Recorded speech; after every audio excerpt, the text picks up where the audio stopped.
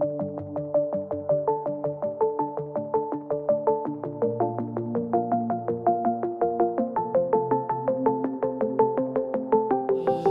convenu, je vais vous présenter le rapport pupille, le rapport sur la situation des pupilles de l'État, qui est basé sur une enquête bisannuelle initiée par le ministère des Affaires sociales au milieu des années 80 et confiée à l'ONED peu après sa création. Alors, dès lors, l'enquête est devenue une enquête annuelle afin de mieux suivre le devenir immédiat des enfants au statut de pupille. Alors, cette enquête est menée auprès des DDETS concernant le fonctionnement et l'activité des conseils de famille et des conseils départementaux concernant les agréments d'adoption. Pour ce qui est du recensement des pupilles, selon les territoires, mon interlocuteur peut être la DDETS, le conseil départemental ou même parfois les deux à la fois. Cette enquête est menée au moyen d'un questionnaire renseigné conjointement par ces deux interlocuteurs ainsi que d'un tableau anonymisé et pré-rempli recensant les pupilles au 31 décembre de l'année antérieure. Ce tableau devant être actualisé et complété des nouveaux pupilles admis. La réception de ces éléments, des allers-retours entre l'ONPE et mes correspondants sont parfois nécessaires afin de fiabiliser les informations avant le traitement de l'enquête. Donc, l'enquête portant sur les données 2022 que je vais vous présenter a été lancée en juillet 2023. La réception de cette enquête s'est étendue tout au long du second semestre 2023. La charge de travail et les situations complexes des pupilles dans les territoires rend les remontées d'informations plus lentes. Et les échanges avec mes correspondants se sont poursuivis jusqu'en avril 2024 pour fiabiliser les données et être le plus exhaustif possible sur les informations recueillies. Donc, ce rapport a été rédigé au cours du premier semestre 2024 et mis en ligne en juillet dernier. Une fiche synthétique accompagne ce rapport et l'ensemble de ces éléments sont présents sur notre site internet qui vous a été présenté tout à l'heure. Alors, quelques mots pour vous présenter le contenu du rapport. Donc, un grand volet du rapport est consacré à la situation même des pupilles de l'État. Ce volet distingue à la fois des données dites de stock, c'est-à-dire au 31 décembre de l'année N, et des données dites de flux, c'est-à-dire sur les événements qui se sont passés au cours de l'année N. Ce premier volet est consacré à l'analyse de quelques caractéristiques des enfants ayant le statut au 31 décembre 2022, mais aussi l'évolution de cette population au regard notamment de leurs conditions d'admission. Ce premier volet donne à voir les caractéristiques des pupilles admis au cours de l'année qui ont quitté le statut, mais aussi ceux qui ont été placés en vue d'adoption. Un deuxième grand volet, lui, est consacré à l'activité des conseils de famille et l'examen des situations de ces pupilles par les conseils. Ce volet fait également un point sur l'évolution des agréments d'adoption. Enfin, un dernier volet est entièrement consacré aux annexes présentant, outre le questionnaire envoyé, l'ensemble des résultats issus de l'enquête par département. Alors, assez rapidement, un petit rappel sur les 6 conditions d'admission au statut de pupille de l'État prévues à l'article L224-4 du CASF et qui correspondent à 3 grands types de situations d'enfants. L'admission se faisant par arrêté du président du conseil départemental. Alors, le premier type concerne des enfants remis par leurs parents au sens biologique du terme, dans 3 cas de figure. Le premier, c'est celui d'enfants dont la filiation n'est pas établie et qui sont soit recueillis par l'ASE au moment de leur naissance, auprès de leur mère après qu'elles aient accouché dans le secret, soit trouvés dans un lieu public. Le deuxième cas de figure est celui d'enfants dont la filiation est établie et connue, qui ont été remis au service en vue de leur admission comme pupille par le ou les parents au sens juridique du terme. Et dans ces 2 premiers cas, l'admission comme pupille est définitive au bout de 2 mois. Le troisième cas de figure est celui d'enfants dont la filiation est établie et connue, remis au service de l'aide sociale à l'enfance en vue de leur admission comme pupille par un des 2 parents seulement. Ils deviennent alors définitivement pupilles de l'État, passé un délai de 6 mois pendant lequel le service doit rechercher et connaître les intentions de l'autre parent. Le type de situation est celui des enfants orphelins de père et de mère, pour lesquels la tutelle n'est pas organisée selon le régime de droit commun, article 390 et suivant du Code civil. Ils deviennent définitivement pupilles également après 2 mois de statut provisoire. Enfin, le troisième type de situation est celui des enfants admis suite à une décision judiciaire qui met fin à l'autorité parentale, soit par décision du retrait de l'autorité parentale avec décision de confier l'enfant à l'ASE, article 380 du Code civil, soit par décision de déclaration judiciaire de délaissement parental avec recueil de l'enfant par l'ASE, article 381-2 du Code civil. Alors, les pupilles de l'État sont accompagnées par un conseil de famille dont la composition est définie aux articles L224-2 et R224-3 du CSF, avec 2 représentants du conseil départemental, 2 membres d'associations familiales, 1 membre d'association d'assistants familiaux, 1 membre de l'association des pupilles et anciens pupilles de l'État, 2 personnalités qualifiées. Les membres du conseil de famille désignent un président et en 2022, les conseils de famille sont présidés par des membres d'associations familiales pour 34% d'entre eux, par des personnes qualifiées pour 28%, des anciens pupilles pour 19%, des représentations des conseils départementaux pour 14% et des assistants familiaux pour 5%. Et au 31 décembre donc, 2022, ce sont désormais 122 conseils de famille qui accompagnent les 4516 enfants pupilles de l'État. Chaque département dispose d'au moins une instance, parmi lesquelles 14 départements qui en comptent au moins 2. En 2022, 3 nouvelles instances ont été créées, une dans le Calvados, une en Ille-et-Vilaine et une dans le Var. Cette carte donc, vous présente la répartition des conseils de famille par département. Ainsi, la très grande majorité des départements ne comprennent qu'une seule instance, donc, soit 86 départements représentés par les 2 tons les plus clairs sur cette carte, tandis que les 14 autres départements comptent de 2 à 6 instances. 6 instances pour les départements du Nord et du Pas-de-Calais, représentés ici donc, par les 2 couleurs les plus intenses. Toutefois, parmi les départements qui ne comptent qu'une seule instance, dans 17 départements, le rose le plus soutenu, donc le deuxième niveau de couleur, le seuil légal de 50 pupilles est franchi parfois très largement. Mais la mise en place d'une deuxième instance est parfois compliquée à se mettre en place. Ce seuil est également dépassé dans 5 départements qui comptent au moins 2 instances, donc la couleur la plus soutenue, donc les Bouches-du-Rhône, l'Isère, la Meurthe-et-Moselle, le Nord et le Pas-de-Calais. Quelques données de cadrage pour l'année 2022. Donc au 31 décembre, nous dénombrons 4516 enfants qui ont le statut de pupille de l'État, un nombre en augmentation de 14% par rapport à 2021 où le nombre était également en augmentation de 14% par rapport à 2020. Donc ce nombre de pupilles a même doublé par rapport à l'année 2008 où on avait atteint un seuil plancher de 2230 pupilles de l'État. Alors, le nombre de pupilles varie de 2 dans les départements des Alpes de Haute-Provence et du Cantal à plus de 430 dans le département du Nord. Au cours de cette année 2022, 1668 enfants ont été admis au statut, parmi lesquels 443 suite à une naissance sous le secret. Dans le même temps, donc 1115 enfants ont quitté le statut de pupille de l'État, parmi lesquels 55% suite à un jugement d'adoption et 32% du fait de leur majorité. Au cours de cette même année, 634 enfants ont été confiés en vue d'adoption par les 122 conseils de famille. Concernant le profil des pupilles, ceux-ci sont pour 54% de garçons, donc une proportion qui est relativement stable d'une année sur l'autre. Ces pupilles sont âgées en moyenne de 9 ans et demi contre moins de 8 ans 10 ans auparavant.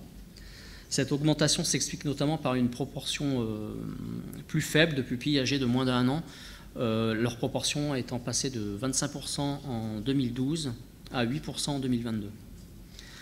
Par ailleurs, les 4516 pupilles ont été admis à l'âge de 7 ans en moyenne, contre 5 ans en 2012, après une prise en charge antérieure à l'aide sociale à l'enfance pour les 3/4 d'entre eux. Pour ces derniers, leur admission au statut est encore plus tardive, à l'âge de 8 ans et demi, après plus de 5 ans et demi de prise en charge à l'aide sociale à l'enfance. Concernant le lieu de vie des pupilles, donc 78% d'entre eux ne sont pas confiés en vue d'adoption et 22%, eux, vivent dans leur famille d'adoption. Parmi ces enfants placés en vue d'adoption, les 2/3 vivent dans une famille agréée du département, 26% en famille d'accueil et 8% dans une famille agréée hors du département. Enfin, pour 50% des pupilles, ce sont des enfants dits à besoins spécifiques. Cette proportion varie évidemment en fonction du lieu de vie. Ils sont 21% parmi les enfants placés en vue d'adoption et 58% des enfants qui ne sont pas placés en vue d'adoption. Alors cette diapositive illustre donc sur 10 ans l'évolution de la population des pupilles de l'État, comme je vous disais tout à l'heure. Une augmentation qui s'est accélérée ces dernières années. Ce nombre de pupilles a été rapporté au nombre de mineurs en population générale pour obtenir un taux de pupilles afin de gommer les effets de structure dans le temps. Ce taux s'élève donc à 31,5 pour 100 000 mineurs au 31 décembre 2022 contre 16 pour 100 000 10 ans plus tôt. Alors ce taux permet également de gommer les effets de structure entre départements. Ainsi, le taux varie de 6,5 pour 100 000 dans les Alpes de Haute-Provence à 108 pour 100 000 dans le département de la Haute-Marne. On observe donc sur cette carte que les taux les plus faibles sont essentiellement localisés dans le quart sud-ouest et les Drômes et l'Île-de-France, tandis que les taux les plus élevés se concentrent dans les départements du nord et de l'est de la France. Concernant les modes d'admission au statut, ces deux figures présentent l'évolution entre 2012 et 2022 de profil des pupilles en fonction de leur mode d'admission. On observe deux évolutions significatives. D'une part, la diminution de la proportion des enfants remis par leurs parents, que ce soit au moment de la naissance, donc passant de 37 à 16% en bleu sur les camemberts, ou par une remise à l'aide sociale à l'enfance avec une filiation établie, qui passe de 12 à 8% en vert clair et en vert plus soutenu sur les camemberts.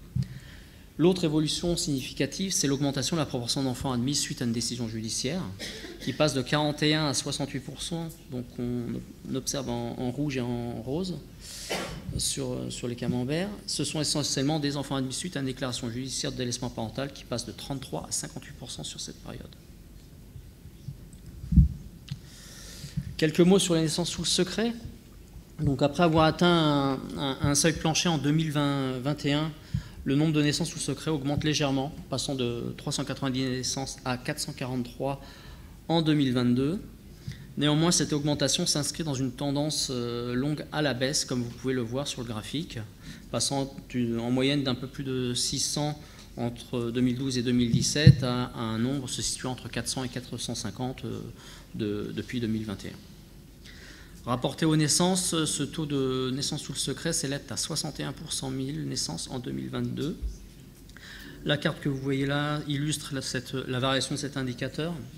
Outre les départements où il n'y a pas de naissance sous le secret, en blanc sur la carte, ce taux varie de 13 pour 100 000 dans le département de la Guyane à 333 pour 100 000 dans le département de l'Ariège.